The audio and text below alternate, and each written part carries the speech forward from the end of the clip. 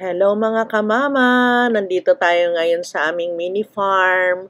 Nagtanim kami ni Papsi ng mga bugambilya at nakikita ninyo, napakaganda ano? Ayan naman yung aming talong na gulayan. Yan, ito yung aming munting kubo na nagigiba na.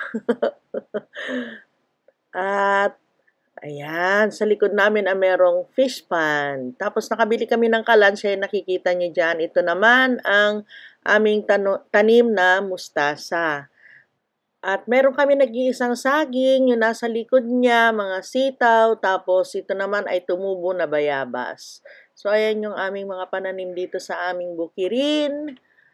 Ayan, naglagay kami ng balag ni Papa, may mulberry dyan, tapos merong alugbati, may ampalaya, maraming sari-sari, nakikita ninyo, sari-saring gulay, merong gabi, yan. Tapos yung nasa taas niya, patola at saka upo. Meron na naman kaming mga bagong mga bunga, yan, bunga ng patola. Ito malaki na. Tapos yung iba malapit na, yan. Pipitasin ko na yan para maluto namin bukas. Lalagyan namin ng miswa. Yan, libre na kami guys sa mga gulay-gulay namin kahit papaano kasi 3 lang naman kami. Dati 2, 'di ba? Ngayon 3 na. So nasasapatan na kami ng mga tinatanim ni Papsi ng mga gulay. Ayan, laki na ng patola ano. Ayun, meron pang susunod at meron pa uling kasunod at meron pa uling kasunod. Kasi pa isa-isa lang naman, kakasya naman sa aming 3. Ito yung aming mga kalabasa, kahit naninilaw na, lumalaban pa rin. Yan, ito naman, matagal na yung aming okra. Tingnan naman ninyo guys, nagbibigay pa rin sa amin ng bunga. Kahit pinutol na ni Papsi, ayan, meron pa rin bunga, may bulaklak, meron mga sumisibol na bunga. Kahit nahihirapan ako, ayan.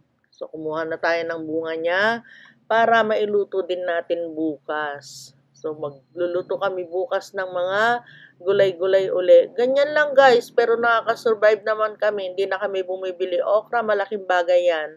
Okra, talong, meron kaming lemongrass. Ayan, lemongrass. Oh, kahit pa isa-isa lang guys, ganyan lang yung pagkuha-kuha namin ni Papa ng mga gulay-gulay namin. Papaya, namumulaklak na naman. Tapos, ayan, sige, pitas pa tayo ng okra. At meron kaming siling pangsigang. So, kunin natin yung medyo malaki-laki na. Nung isang araw, kumuha ako dyan, marami akong nakuha. Tapos, niluto naman ni Kuya Clark. Ito yung durian. Yan, nakikita nyo, mangga. At saka yung aming mga halaman, hinilera muna namin dyan. So, yan guys, ang buhay bukid. Masaya na mahirap, pero overall, maganda dahil meron na kaming mga libreng pananim o gulay. Yun lang guys, bye, love you.